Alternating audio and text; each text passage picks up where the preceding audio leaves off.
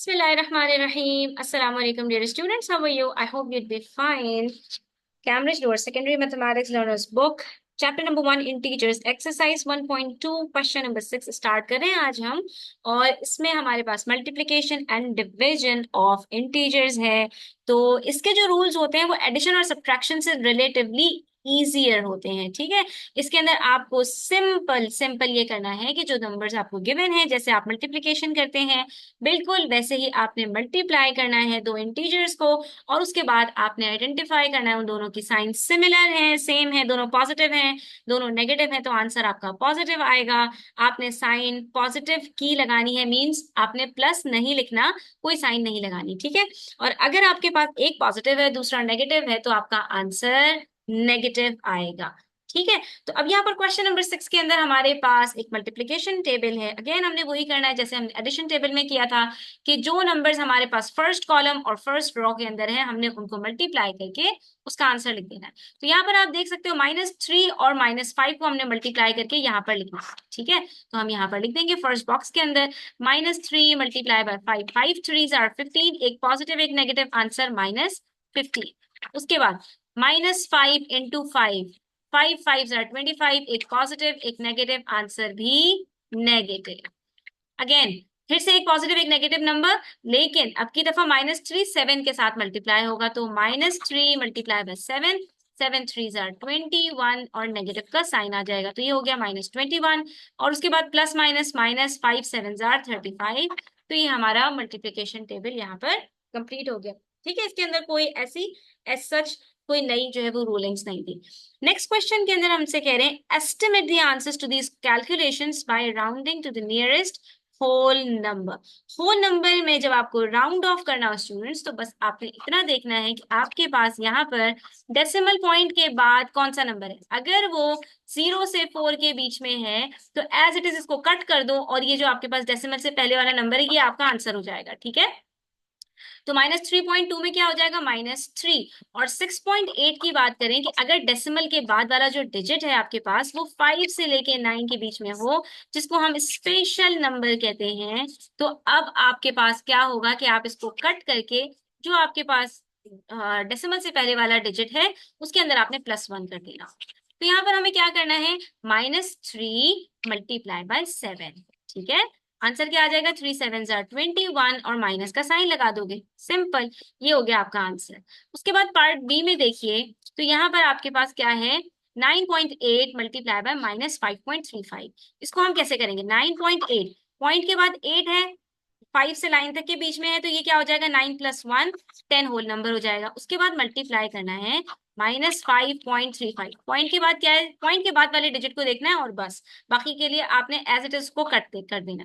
0.3 है, 0 से 4 के बीच में कुछ भी नहीं होगा, multiply by -5 as it is आ जाएगा, 10 5s आर 50 और आंसर आ जाएगा -50। ठीक है, उसके बाद पार्ट सी देखिए, पार्ट सी में भी हमारे पास क्या है, -16.1, तो 0.1 है तो ये -16 रहेगा, मल्टीप्लाई कर देंगे इसको 1.93 से, तो पॉइंट के बाद क्योंकि 9 है तो 1 में हम ऐड कर देंगे 2 और ये हो जाएगा -16 मल्टीप्लाई बाय 2, तो 16 2s आर 32 और ये नेगेटिव का साइन हमारे पास एज इट इज आ जाएगा। ठीक है, उसके बाद फिर पार्ट डी में है क्या हमारे पास, 7.38 डिवाइडेड बाय, अब यहाँ पर अच्छा स्टूडेंट्स, हमारे इससे पहले भी पार्ट सी में हमारे पास डिवीजन था, हमने उसको मल्टीप्लाई कर दिया, तो कोई मसला नहीं है, हम इसको डिवाइड कर देते हैं। यहाँ पर 16 को जब हम डिवाइड करेंगे तो हमारे पास यहाँ पर क्या आंसर आएगा, 16 के टेबल में 2 के टेबल में 16 कब आता है, 2 8s आर 16। अच्छा, डिवीजन के अंदर कभी प्रॉब्लम हो रही हो ना तो इसको फ्रैक्शन के फॉर्म में लिख के सिंप्लीफाई कर लिया करो, 2 1s आर 2, 2 8s आर 16,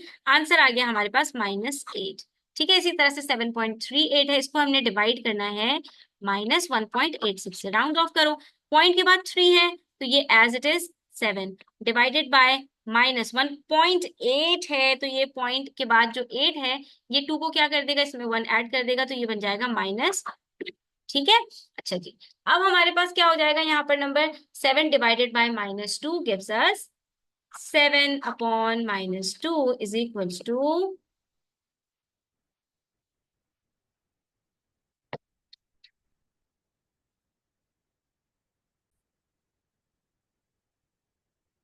अच्छा स्टूडेंट्स यहाँ पर ना एक चीज आप लोग और सीख लीजिए, राउंडिंग ऑफ नंबर्स नेगेटिव और पॉजिटिव के लिए थोड़े से डिफरेंट होते हैं। अब यहाँ पर हमारे पास जब पॉजिटिव नंबर था ना 1.93, तो हमने क्या किया कि 0.9 था तो हमने 1 के अंदर +1 कर दिया, तो हमारे पास यहाँ पर नंबर चेंज हो गया, 2 में कन्वर्ट हो गया। जब ये -1.86 होगा और इसको हम राउंड ऑफ करेंगे तो पॉइंट के बाद हमारे पास 8 है, तो हमने क्या करना होगा, -1 में +1 करना होगा। तो अब आप गौर से देखिए, -1 में जब आप +1 करेंगे तो यहाँ पर आंसर आपके पास 2 नहीं आएगा, बल्कि यहाँ पर आपके पास आंसर क्या आएगा, 0। ठीक है,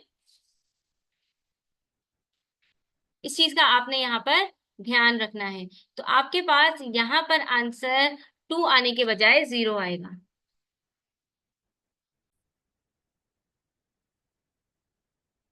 लेकिन ऐसा करने से स्टूडेंट्स क्या होगा, हमारा जो आंसर है वो उसमें चला जाएगा अनडिफाइंड। इसलिए हम यहाँ पर इस रूल को अप्लाई नहीं कर रहे, और हम यहाँ पर यही करेंगे कि -1.86 के अंदर 8 की वजह से हम 1 में 1 प्लस करेंगे और ये -2 बन जाएगा। तो हम 7 को डिवाइड कर देंगे -2 के साथ। ठीक है, और जब हम 7 को डिवाइड करेंगे -2 के साथ तो हमारे पास आंसर आ जाएगा -7/2। ठीक है, हम इसको डिवाइड नहीं कर रहे, वरना हमारे पास यहाँ पर आंसर जो आएगा वो डेसिमल में आएगा। ठीक है, दैट इज -3.5। 7 को आप डिवाइड करते हैं 2 से, तो 2 3 जार 6, बचा 1, डेसिमल लगाया, और 2 5 जार 10। ठीक है, इसलिए हमने यहाँ पर इसको राउंड ऑफ बैकवर्ड से किया है और फॉरवर्ड नहीं किया। अच्छा जी, उसके बाद हमारे पास आ जाते हैं क्वेश्चन नंबर 8 में, estimate the answer to these calculations by rounding the numbers.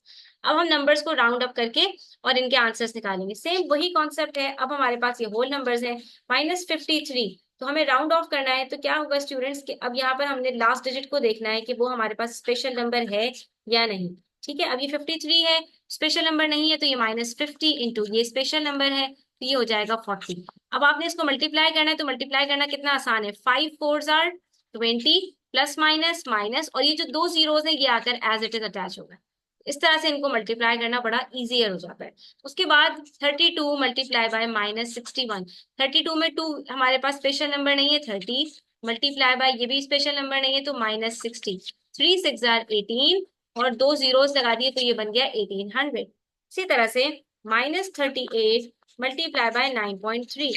38 is close to 40, तो ये -40 हो गया। 8 हमारे पास स्पेशल नंबर है, मल्टीप्लाई बाय 9.3।